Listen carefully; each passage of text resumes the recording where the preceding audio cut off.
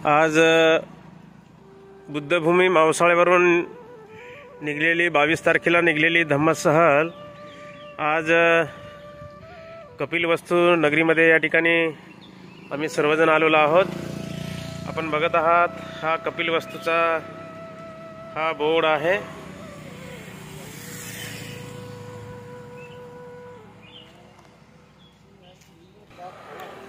हा कपिलवस्तू नगरीचा हा जे काही परिसर आपण बघू लागलेलो आहोत, हा सर्व परिसर आपण बघू लागलो। हा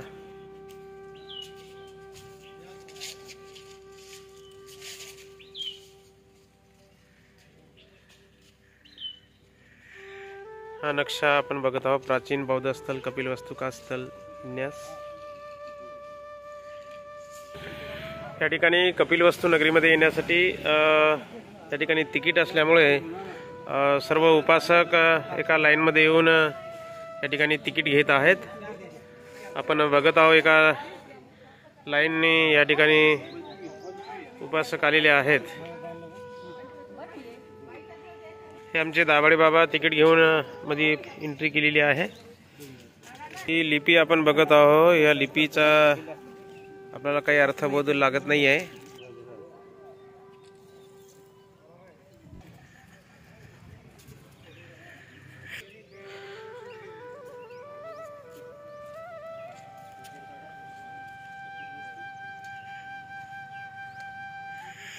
आपण हा जो मेन स्तूप बघतोय आहे, हा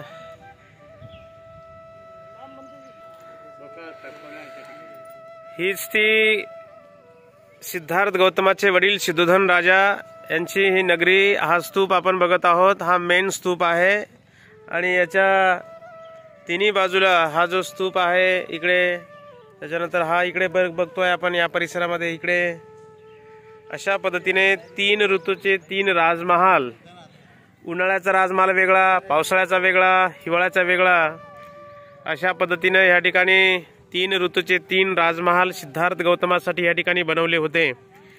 केवळ सिद्धार्थ गौतमाने ग्रहत्याग करू नये म्हणून, सिद्धार्थ गौतमाचं मन संसारामध्ये रमावं म्हणून 3 ऋतूचे 3 राजमहाल बांधले होते, ते आपण या ठिकाणी बघत आहोत। आजूबाजूचा जो काही परिसर आहे हा निश्चितच सिद्धोधन राजाची संपूर्ण जमीन असावी, कारण सिद्धार्थ गौतमाच्या वडील सिद्धोधन राजा यांच्याकडे 1000 नांगर चालत होते। एक साथ एक सोबत 1000 नांगर चालत होते। तर आपण अंदाज लावू शकता की किती मोठी शेती जमीन त्यांच्याकडे असेल आणि किती मोठा अवाढव्य हा राजा होता। ही संपूर्ण परिसर आपण बघत आहोत। या ठिकाणी स्थानिकचे काही भंतेजी या ठिकाणी बसलेले आहेत। आपण बघतोय यामध्ये भंते महानामजी म्हणून आहेत। सर्व उपासक या ठिकाणी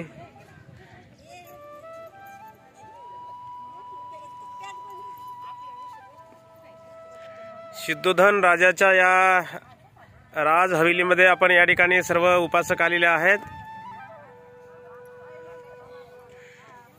याच ठिकाणी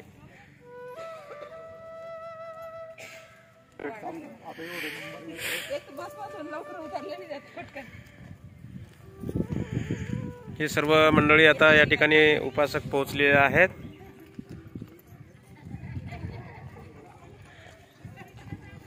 या ठिकाणी या कपिलवस्तू नगरीमध्ये सिद्धोधन राजाची जी काही राज हवेली होती, त्या राज हवेलीमध्ये सर्वजण या ठिकाणी आलेलो आहोत।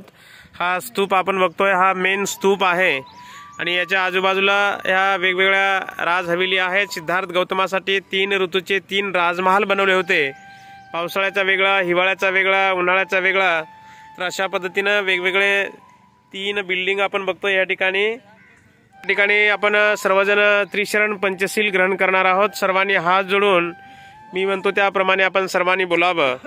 या ठिकाणी स्थानिकचे एक भंती जे आहेत, भंतेंचं नाव आहे भंते महानाम।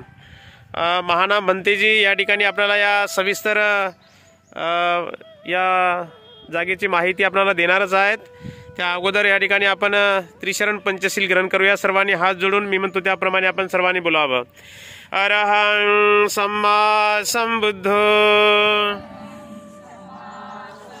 भगवा बुद्धं भगवन्तं अभिवादेमि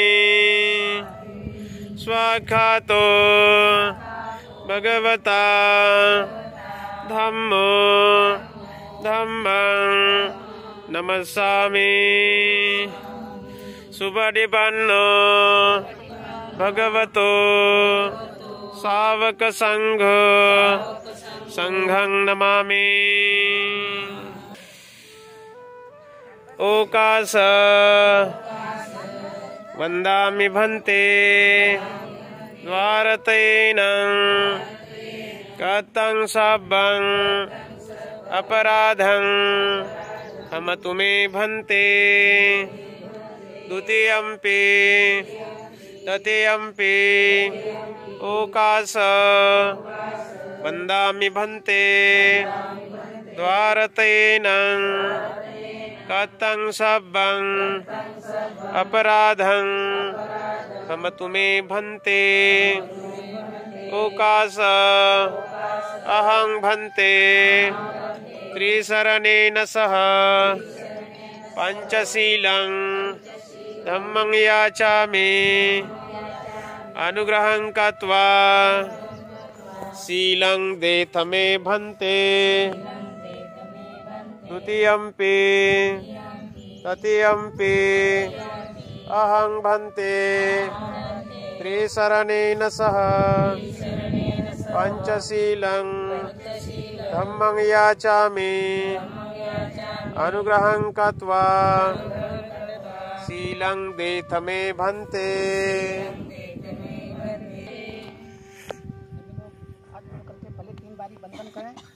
बुद्धं नमामि भगवतो अरहतो सतो अरहतो सम्मा संबुद्धस्स नमो तस्स भगवतो अरहतो सम्मा संबुद्धस्स बुद्धं शरणं गच्छामि धम्मं शरणं गच्छामि संघं शरणं गच्छामि. द्वितीयंपि बुद्धं शरणं गच्छामि. तृतीयंपि धम्मं शरणं गच्छामि. तृतीयंपि संघं शरणं गच्छामि. तृतीयंपि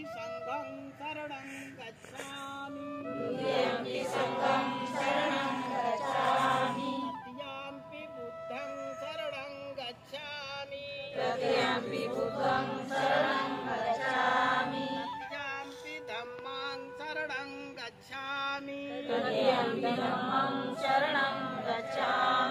तृतीयंपि संघं शरणं गच्छामि.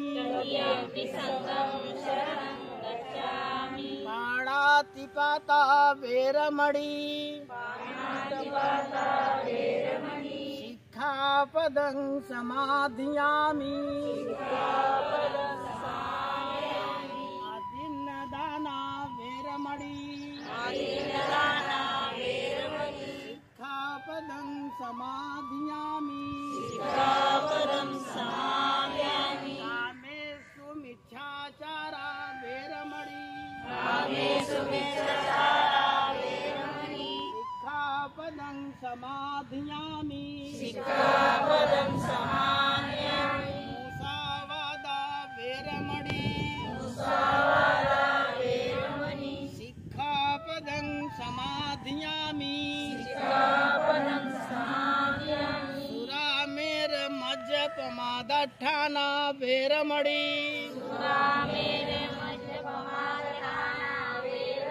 शिक्षापदं समाधियामि. साधु साधु साधु. 3 बारी फिर पंचांग प्रणाम करें। बुद्धांग नमामि, धम्मांग नमामि, संघांग नमामि। अभिवादन शीलस निच वद्दा पंचायनो चत्तारो धम्मा बढ़ते आई बढ़ो सुखंग बलम सुखी हो मंगल हो। साधु साधु साधु। ना बनते महानाम जी, आप हमारे उपासक को यहाँ का पूरे यह स्थली जो है जी जी जी। अब पूरा इसका क्या मालूमात दे दो। कपिल वस्तु का जी। ये कपिल वस्तु ये बहुत पवित्र स्थल है जहाँ आप लोग बैठे हैं। यहाँ भगवान बुद्ध अपने जीवन काल में 29 वर्ष तक यहाँ खेल कूद में अपना जीवन बिताए थे, लेकिन ज्ञान प्राप्ति के बाद यहाँ जब आए थे, ये जो मकान दिखाई दे रहा है यहाँ एक जंगल था और इस मकान के अंदर एक निग्रोध, जिसे बरगद कहा जाता है, निग्रोध का बहुत बड़ा पेड़ था। इसके नीचे भगवान बुद्ध अपने 500 भिक्षुओं के साथ यहाँ विश्राम किए थे। शाम के टाइम वहाँ विश्राम हुआ, सुबेरे टाइम भिक्षा पात्र लेकर के भोजन मांगने के लिए गए और भोजन किए। लेकिन यहाँ से तथागत भगवान बुद्ध, यहाँ जो जसोद्रा वन है, जसोद्रा बुद्ध की पत्नी थी, सब लोग जानते हैं इस चीज को। जसोद्रा वन के पास एक गांव था, वहां जाकर के उन्होंने भोजन मांग करके भोजन किया। तो गांव वालों ने आकर के राजा सिद्धोधन से कहने लगे कि राजकुमार भोजन मांग करके भोजन करता है गांव में। तो राजा सिद्धोधन ने वहां जाकर के पहुंचे राजकुमार के पास, बुद्ध के पास। तो कहते हैं, राजकुमार क्या तुम्हारे राजधानी में भोजन की कमी है? तो भगवान बुद्ध ने कहा कि नहीं, मेरा कहाँ राजधानी, मेरे पास कोई राज नहीं है, ये तो आपका राज है। आपने निमंत्रण नहीं दिया तो कैसे आऊं भोजन करने? तब जाकर के राजा सिद्धोधन ने बुद्ध से कहने लगे कि सारे भिक्षु समेत आज शाम के टाइम हमारे यहाँ राज दरबार में भोजन करिए। राज दरबार यहाँ से 1 किलोमीटर की दूरी पर है। इसी रोड से 1 किलोमीटर राज दरबार जो है वहाँ पर है। ये राज दरबार नहीं है, अभी मैं बताता हूँ। फिर भगवान बुद्ध ने कहा कि शाम के टाइम भिक्षु भोजन नहीं करते हैं क्योंकि बरखावास चलता है, ये 4 महीना भोजन शाम के टाइम नहीं करेंगे। तब सुबह के टाइम भोजन करने जब वहाँ गए तो जब भोजन हो गया, सारे लोग कपिल वस्तु के नर नारी वहाँ जा करके दर्शन दिए। तो भगवान बुद्ध ने अपने पिता राजा सिद्धोधन से कहने लगे कि राजन, सब लोग आए कपिल वस्तु के, लेकिन जसोद्रा नहीं आई। तो वहाँ राजा सिद्धोधन ने कहने लगे कि जसोद्रा नहीं आएगी क्योंकि तुमसे ज्यादा त्याग उन्होंने अपने घर में किया है, तुमको जाना पड़ेगा। तब जाकर के भगवान बुद्ध कपिल वस्तु के उस राजधानी में गए, अंदर गए, महल में गए और वहाँ जाकर के पहुँचे। तब वहाँ जसोद्रा ने पैर पकड़कर फूट फूट कर रोने लगी। लेकिन किसी तरीके से फिर भगवान बुद्ध बाहर निकले, चलने लगे विदा होकर के। तब जसोद्रा ने अपने पुत्र राहुल से कहने लगी, इतना बड़ा राहुल थे, तो राहुल से कहने लगी यही तुम्हारे पिता हैं और जाओ अपने यहाँ का जो 4 धनागार हैं, चांदी सोना जवाहरात मोती का, ये धनागार का वरासत ले लो। तो जाकर के राहुल ने कहने लगे कि पिताजी हमारे कपिल वस्तु का धनागार वरासत मुझे दे दो। तो वहाँ गौतम बुद्ध ने कहने लगे कि आखिर कैसा वरासत चाहिए, ऐसा वरासत दे दूं कि पूरा जीवन न खत्म हो, कि ऐसा वरासत दे दूं तुम्हारे जीवन में खत्म हो जाए। तो लड़का कहने लगे कि हमें ऐसा दो कभी खत्म ना हो। तो आनंद से उसी जगह बार छिलवा करके चीवर दे करके अपने पुत्र को भी ले गए। लेकिन यहाँ देखिए, इस कपिल वस्तु में भगवान बुद्ध ने 2 बरखावास किए थे। बरखावास करने के लिए भिक्षुओं को जो विपස්සना केंद्र बनाया गया है, ये सामने आपके है। इसके उस तरफ में 2 मनोती स्तूप है और एक ही स्तूप ये है जिसमें भगवान बुद्ध की अस्थि कलश रखी गई है। यहाँ इस किताब के अंदर सारी चीज लिखा गया है। जो कलश था, 2 कलश, 3 कलश, इसमें रखी गई है परिनिर्वाण के बाद। कुशीनगर में परिनिर्वाण हुआ था बुद्ध का, और पहला भाग यहाँ आया था जहाँ की ये मिट्टी का पहले बनाया गया था, फिर उसके बाद में फिर बनाया गया ईंट से, फिर तीसरी बार बनाया गया चौकोर में। 3 बार इस चीज को बनाया गया है, तब जाकर के ऐसा स्तूप बना। भगवान बुद्ध के रहने के लिए ये मकान बनाया गया है, जहाँ की बगल बगल में भिक्षु लोग रहते थे। भगवान बुद्ध के लिए बड़ा मकान वहाँ स्टोन पर बना है, बुद्ध वहाँ रहते थे। ये जो मकान है गिरा हुआ है, यहाँ एक गोलाकार बनाई गई है। बुद्ध वहाँ बैठ करके विराजमान थे और भिक्षुओं को बैठा करके उपदेश देते थे। ये यहाँ का यही, जब सारे भिक्षु यहाँ के पुरुष लोग भिक्षु हो गए भगवान बुद्ध की उपदेश सुन करके, तो खाली नारियां बची, स्त्रियां बची जब, तो वहाँ जसोदरा के पास आई। सब लोग कहने लगे कि हम लोग कहाँ जाएं, चलो बुद्ध के पास।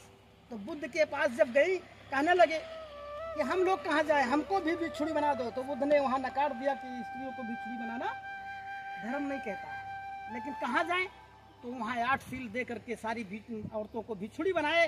और इस स्तूप के पीछे एक बाग है, वहाँ एक बौद्ध विहार बनाया गया, जिसको भिक्षुणी लोग वहाँ रहती थी। सारी भिक्षुड़ियाँ कपिलवस्तु की इसी जगह कपिलवस्तु में रहती थी। यही यहाँ का इतिहास है। इतिहास तो बहुत लंबा है, लेकिन छोटी छोटी इतिहास आपको बता दिए हैं। यहाँ जाएंगे, जो 3 महल बनाई गई है भगवान बुद्ध के रहने के लिए। राज दरबार में पहुँचेंगे जब, तो वहाँ तीनों आपको दिखाई देगा। आंगन में रसोई घर है, रसोई घर में आंगन में कुआं है, कुआं में पानी पीते थे, नहाते थे। राज दरबार बगल में है, 3 है वहाँ। आप जाएंगे यहाँ, इसी रोड से जाकर के दाहिने पर पड़ेगा, वहाँ राज दरबार। यहाँ कपिलवस्तु का यही भाई बड़ा भारी इतिहास है। कपिलवस्तु का इतिहास तो बताई जाए तो पूरा कथा है ये भगवान बुद्ध का। अगर इसमें जानकारी लेना है कि ये स्तूप भगवान बुद्ध की परिनिर्वाण के बाद जो जलाई गई थी, शरीर 8 भागों में बांटा गया था, ये सबको मालूम है। सब लोग किताब पढ़े हैं कि 8 भागों में बांटा गया था। द्रोण नाम का ब्राह्मण ने 8 भागों में बांट दिया था राखी, और जब जय भाग बांटे हो, उसी में से थोड़ा सा निकाल कर अपना ले ले, वो भी ले जाकर अपने यहाँ बनवाया। यानी दिखाया तो गया है 8 भागों में, लेकिन 10 भाग में बना है। जहाँ की पिपौली में सम्राट अशोक भी बनवाए थे, और उसी में से निकाल करके 84,000 स्तंभ बनवाए थे सम्राट अशोक ने। उसमें भी एक चुटकी डाले थे भगवान बुद्ध का अवशेष था। ठीक है ना। तो ये छोटी छोटी नहीं, बड़ी भारी इतिहास है। इस इतिहास को कहाँ तक गाई जाए। जब बुद्ध चरित चंद्रोदय पढ़ा जाता है, तो 7 दिन जब कथा कहा जाता है, तो उस चीज को खत्म होता है।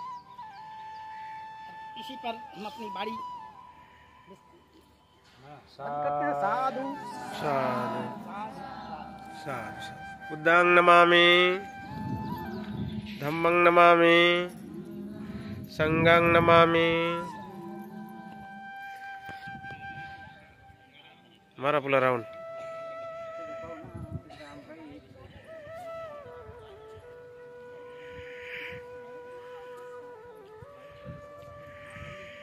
मारा पूरा एक राउंड शांत रहते।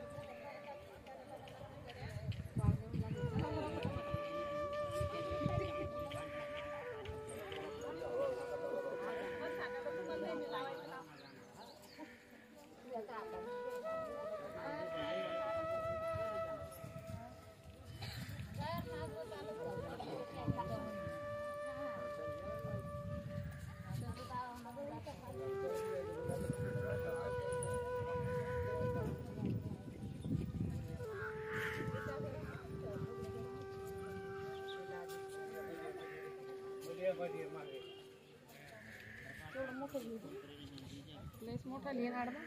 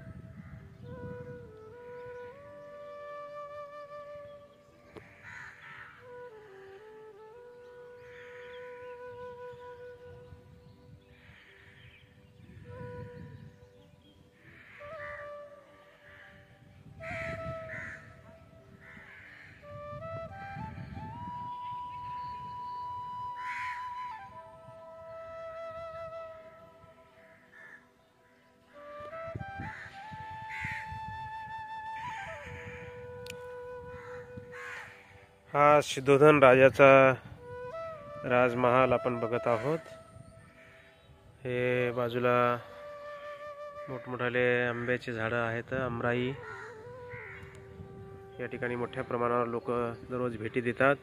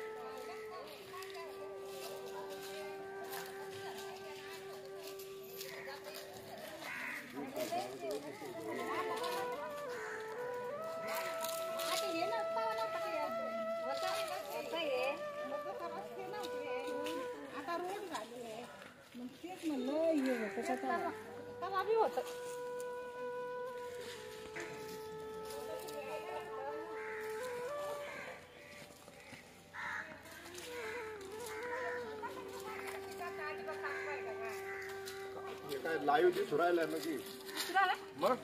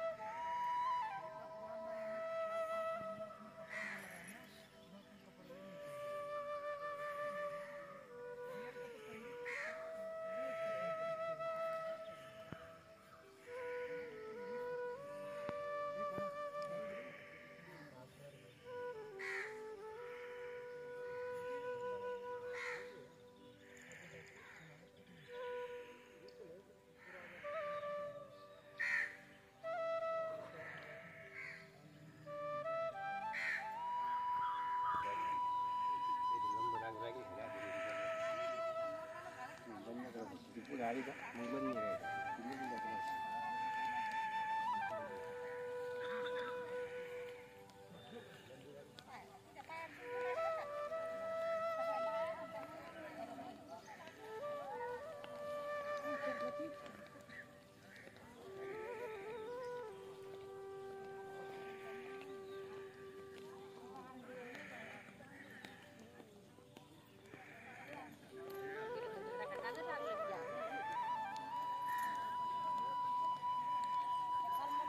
चपला घेतल्या हातात